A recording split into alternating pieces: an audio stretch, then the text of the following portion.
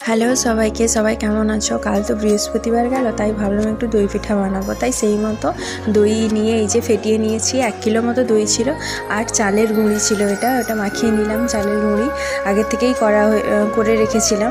তারপরে চালের গুঁড়ি মাখানোর পরে তাতে অল্প করে এই যে চিনি দিয়ে দিচ্ছিলাম, স্বাদ মতন চিনি, লবণ দিয়ে দিয়েছিলাম। আর তারপরে একটু অল্প করে ময়দা দিলাম। ময়দা দেওয়ার পরে তারপরে ঠিক করলাম যে অল্প করে সুজি দেবো। সুজি দিয়ে এবার বানাবো একটু ঠিক করলাম, তাই অল্প করে সুজি দিলাম। সুজি দিয়ে নারকেল কোড়া দিয়ে তারপরে 1 চামচ মতো বেকিং সোডা আর কিশমিশ দিয়ে ভালো করে মাখিয়ে ব্যাটারটাকে রেখে দিয়েছিলাম। তারপরে তো ইডলি মেকারে জল গরম করে এই যে সাজিয়ে দিয়ে ইডলি মেকারে বসিয়ে দিয়েছিলাম। বসিয়ে 5-7 মিনিট পরে এই যে দেখলাম ফুলে একেবারে একসা হয়ে গেছে। কত সুন্দর স্পঞ্জি কেকের মতন হয়েছে। সুজি দিয়েছিলাম বলে লালচে হয়েছে। তোমাদের কেমন লাগলো ভিডিওটা কমেন্ট করে জানিও। ভালো লাগলে লাইক কমেন্ট করে দিও।